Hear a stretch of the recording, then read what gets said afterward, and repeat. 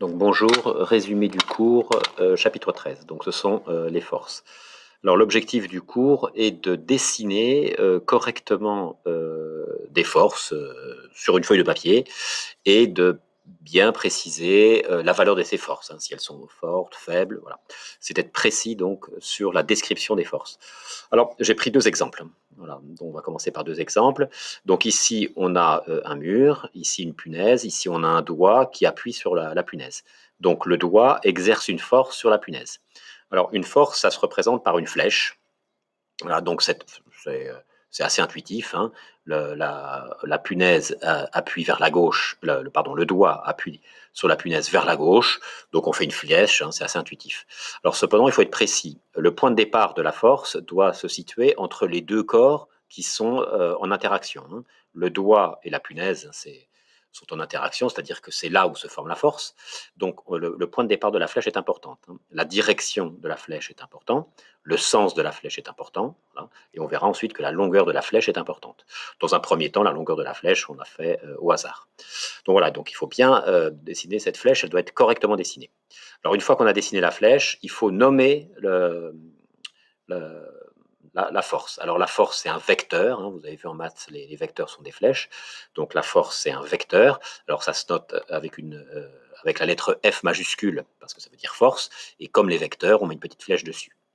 Et il faut préciser le corps qui exerce la force et le corps qui subit la force, hein. Donc, c'est assez intuitif aussi, hein. C'est la force exercée par le doigt sur la punaise, hein. Force exercée par le doigt sur la punaise, hein. Donc voilà, il faut toujours bien mettre le corps qui crée la force, hein, et le corps qui subit la force. Voilà pour cet exemple.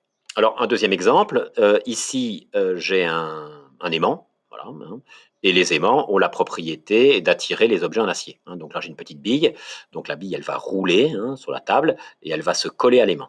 Donc, donc la bille va subir une force, hein, elle va subir une force. Si elle roule, hein, si elle est attirée par l'aimant, c'est qu'elle subit une force créée par l'aimant. Donc cette force, comment on la dessine? Alors là, vous voyez, il n'y a pas contact entre les deux corps. Donc quand il n'y a pas contact, eh bien, on dessine la force au centre. Donc la force d'attraction, donc ça c'est intuitif, hein, la force d'attraction, donc on la dessine vers la droite, hein, puisque la bille se rapproche, ça c'est intuitif. Alors ensuite, on met le nom de la force, hein, donc on met F majuscule avec une petite flèche dessus. Et la même chose, qui est-ce qui crée la force? Donc c'est l'aimant. Si l'aimant n'est pas là, il n'y a pas de force, hein. Donc c'est la force créée par l'aimant sur la bille, hein. La force exercée par l'aimant sur la bille. Donc F aimant sur bille. Voilà, hein, voilà la première chose. Alors maintenant, on va voir la longueur de la flèche, c'est-à-dire la valeur de la force, hein. Il faut être précis là-dessus. Alors j'ai pris un autre exemple. Voilà, donc la valeur de la force. Voilà, donc je reprends le premier exemple, hein, donc le doigt qui appuie sur une punaise. Alors, les forces, ça se mesure, hein. Il y a une unité pour les forces, l'unité c'est des newtons. Pour une petite force, on aura, mettons, 0,5 newtons, pour une grande force, on aura 50 newtons. Il y a des appareils qui mesurent les forces. Alors, comme on l'a vu, ici, le doigt exerce une force. Voilà. Et la valeur de cette force, donc ça c'est une donnée, voilà, la valeur de cette force, c'est 7,15 newtons. Alors, quand on parle de la valeur de la force, on ne met pas la petite flèche au-dessus, hein, parce qu'il s'agit seulement de la valeur, pas de la flèche en entier, seulement de la valeur. Donc, voilà, ça c'est une donnée. La valeur de cette force, c'est un petit peu plus que 7 newtons. Et on vous demande, la question, ça va être de représenter correctement cette flèche avec une certaine longueur. Alors, pour ça, vous avez une deuxième donnée, c'est l'échelle pour les forces, hein. Voilà, l'échelle pour les forces, donc c'est 1 cm correspond à 2 newtons. Ça veut dire qu'une flèche de 1 cm sur le dessin, ça va correspondre à, une force de 2 newtons. Bon, alors, moi, donc la force étudiée, elle ne fait pas 2 newtons, elle fait 7,15 newtons. Donc je mets 7,15 newtons sous 2 newtons, et ça va faire une flèche de x centimètres. Donc x va être égal à ça fois ça divisé par ça. Donc 7,15 divisé par 2. Donc on cherche la longueur, on trouve 3,6 cm. Alors j'ai oublié ma règle. Bon, donc là il faut prendre une règle, hein, voilà, je l'ai oublié. Ouais.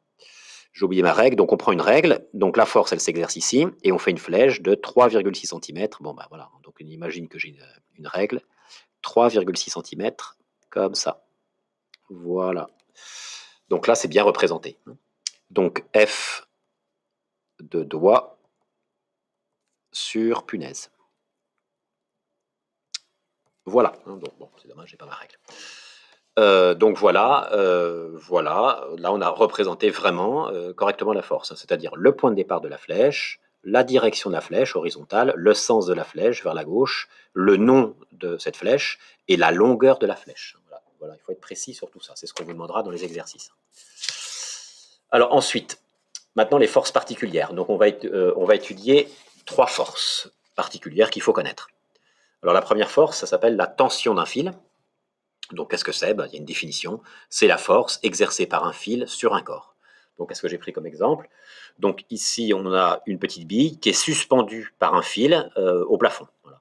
Donc, au départ, le fil est vertical, la bille est en dessous.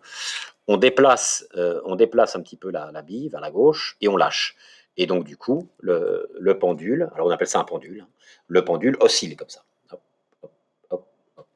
Et le fil est tendu. Le fil est tendu. Alors, donc,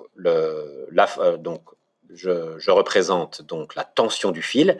Et la tension du fil, eh bien, c'est la force exercée par le fil sur la bille. Voilà, cette force-là. Voilà. Donc, le fil exerce une force sur la bille. Donc la force est collinaire. Alors, donc voilà, le point de départ de la flèche, donc c'est entre le fil et la bille. La force, elle est collinaire au fil et elle est vers le haut. Alors pourquoi? Vous imaginez, si on coupe le fil, la bille tombe. Donc ça veut dire que le fil retient la bille. Donc la force, elle est forcément vers le haut. Donc cette force, comme on peut l'appeler, c'est F de fil sur bille, hein, la force exercée par le fil sur la bille. Mais pour un souci de simplification, les physiciens, ils ont dit que cette force-là, la force exercée par un fil, on va l'appeler T comme tension. Voilà, T majuscule. Donc c'est pour ça que je l'ai mis en rouge. Voilà, donc cette force, elle est à connaître. Alors ensuite, une autre force à connaître, c'est ce qu'on appelle la réaction du support. Donc tout objet posé sur un support, eh bien, subit une force, la force exercée par le support. Donc par exemple, j'ai pris cet exemple-là, donc j'ai un livre qui est posé sur une table, puis la table, je la penche un peu, comme ça. Donc le livre glisse ou glisse pas, hein, c'est pas important. Alors, la table exerce une force sur le livre. Pourquoi? Eh bien, parce que s'il n'y avait pas la table, le livre tomberait. D'accord? Donc la table empêche le livre de s'enfoncer sur elle, dans le support. Donc cette force, comment on la représente? Eh bien, le point de départ de la flèche, c'est entre le livre, le corps et le support, hein, et la table ici. On se place au milieu du corps, du livre, et c'est une force qui est perpendiculaire toujours au support, qui est perpendiculaire au support, voilà, hop, perpendiculaire. Voilà. Et cette force montre que le support empêche au corps de s'enfoncer dans le support. Alors, donc cette force, comment on va l'appeler? C'est la force exercée par la table sur le livre. Voilà, c'est ça. Mais les physiciens ont dit, plutôt que de noter tout ça, on va l'appeler ça Rn. Alors, R, ça veut dire réaction, et N, ça veut dire normal. Normal, ça veut dire perpendiculaire. Vous voyez, la flèche, là, elle est toujours perpendiculaire au support. Hein. Le vecteur est toujours perpendiculaire au support. Voilà pour cette force-là. Alors, la dernière force, très très importante, c'est la plus importante des forces, hein, c'est la force gravitationnelle. Alors, la définition est la suivante, eh bien c'est la force d'attraction entre deux corps, et deux corps qui ont une masse. Donc c'est un principe qui est valable dans tout l'univers, hein, c'est un principe universel. Donc les masses s'attirent entre elles. Hein, les masses s'attirent entre elles, donc on a deux corps qui ont une certaine masse, eh bien ils vont s'attirer. Donc j'ai pris un exemple, on est dans l'espace. Eh bien, on a un gros rocher et un petit rocher, eh bien, ils vont s'attirer. Alors, si on peut prendre un autre exemple, alors on peut dire, voilà, ça c'est du scotch, ça c'est un stylo, eh bien, le stylo et le scotch ne s'attirent pas, ils ne se collent pas. Oui, mais pourquoi ils ne se collent pas? Parce que la force entre le stylo et la Terre, puisque la Terre, hein, c'est une énorme boule, est beaucoup plus grande que entre le scotch et le stylo. Voilà, donc le stylo est attiré fortement par la Terre, le scotch est attiré fortement par la Terre, et l'attraction ici, elle n'est pas suffisante pour que ça se colle. d'accord, parce que la force d'attraction est trop grande. Et après, alors ça pourrait se coller comme ça, hein, ça pourrait se coller comme ça. Mais ce qui se passe, c'est que là, il y a une force de frottement, et la force de frottement est trop importante, hein, la force de frottement sur le papier, la force de frottement est trop importante pour que ça puisse se coller. D'accord. Donc voilà, donc c'est pas intuitif, hein, cette histoire de masse qui s'attire, mais c'est voilà, c'est un grand principe. Hein. Donc dans l'espace, comme il n'y a pas de frottement dans l'espace, les corps ne sont pas empêchés de s'approcher, eh bien voilà, ils s'attirent beaucoup plus facilement que sur Terre, où il y a des frottements, et puis il y a surtout la force d'attraction vers la Terre qui est beaucoup plus importante. Voilà, je ferme la parenthèse. Je reviens donc sur les deux rochers dans l'espace qui s'attirent. Alors, donc il faut savoir dessiner les forces d'attraction. Donc, au centre des deux corps, on représente les forces d'attraction. Voilà. Donc, il ne faut pas se tromper dans les indices. Donc, ça, c'est le rocher A, ça, c'est le rocher B. Il ne faut pas se tromper dans les indices. Hein. Vous voyez, on a F de A sur B et là, F de B sur A. Alors, comment on fait pour trouver ça? Donc, cette force, c'est la force exercée par ce rocher-là. Si ce rocher-là n'existe pas, cette force n'existe pas. Donc, c'est la force exercée par le rocher A sur le rocher B. Donc, c'est F de A sur B. D'accord? Et la réciproque pour l'autre. Alors, maintenant, la valeur. Donc, les valeurs des forces sont les mêmes. Les valeurs des forces sont les mêmes. F de A sur B égale F de B sur A. Et voilà la formule.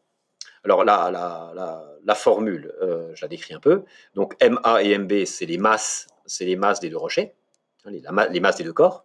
AB, c'est la distance qui sépare les deux centres des deux corps. Hein. Voilà, donc, la distance AB est de 40 mètres. Voilà. Et G, c'est une constante qu'on vous donnera toujours. Hein. Voilà pour la formule. Alors, attention aux unités. La masse en kilogrammes, hein, les masses en kilogrammes, et la distance en mètres. Hein, et les forces en newton. Alors, une petite remarque. On pourrait très bien calculer, par exemple, la force exercée par la Terre sur le stylo. Voilà. Alors, j'ai pris un autre exemple. J'ai dessiné une personne, donc la force exercée par la Terre sur la personne. Donc, on dessine la force ici, et puis on applique cette formule. Donc, il faut prendre la masse de A, c'est la masse de la Terre. Ici, la masse de B, c'est la masse de la personne, et divisé par la distance AB. Alors, la distance AB, attention, c'est la distance entre là et là, ce qui correspond au rayon de la Terre. Je l'ai mis là. La distance AB n'est pas nulle, parce qu'on pourrait dire le corps B touche le corps A. Oui, mais c'est le centre du corps A au centre du corps B. Donc, alors, cette petite distance-là, elle est négligeable. Hein, ça fait 6000 km. Ça fait 50 cm, donc on n'en tient pas compte. Donc, on prend le rayon de la Terre. Enfin, dernière diapo. Alors, oui, comme que je finisse avec ça. Donc là, on trouve une certaine valeur. Hein, on va trouver voilà, une certaine valeur. Alors, cependant, je reprends. Cependant, le calcul est un peu compliqué. Hein. Ce calcul-là est un peu compliqué. Vous voyez, il ne faut pas oublier le carré, là. Voilà, c'est un peu compliqué. Donc, dans le cas d'une force gravitationnelle exercée par une planète sur un corps, eh bien, en général, on n'utilise pas cette formule-là. On utilise une formule plus simple que je vais vous donner maintenant. Voilà. Et donc, la force correspondante s'appelle le poids d'un corps. Hein. Donc, le poids d'un corps, c'est une force gravitationnelle, mais exercée par une planète hein, sur un corps. Voilà, donc j'ai redessiné la situation. Hein, la Terre exerce une force sur le corps. Et la valeur de la force, hein, la force gravitationnelle, hein, la force exercée par la Terre sur la personne, on peut la calculer avec cette formule-là, mais on peut la calculer avec cette formule-là. Et dans ce cas-là, la force gravitationnelle, on la note P, et on appelle ça le poids d'un corps. Hein. Donc, quand il s'agit de la force gravitationnelle exercée par une planète, on ne parle pas de force gravitationnelle, mais on parle de poids d'un corps. Et donc, comment calculer cette force, hein, comment calculer le poids d'un corps? Eh bien, c'est assez simple. Eh bien, c'est la masse du corps, hein, la masse de B, fois G, G minuscule, hein, ne pas confondre. Ce G-là, ça c'est la constante de gravitation universelle, avec ce G-là, qui dépend de la planète, hein, alors qui sera donné. Alors, sur la surface de la Terre, G, ça fait 9,81. Voilà, donc il suffit de multiplier la masse par 9,81 et on trouve le poids, c'est-à-dire qu'on trouve la force gravitationnelle, on trouve le même résultat qu'ici, mais sauf que c'est beaucoup plus simple. Voilà, alors j'ai regardé les exercices, il n'y a pas de difficulté particulière avec le résumé du cours, là, c'est tout à fait faisable. Voilà pour ce résumé.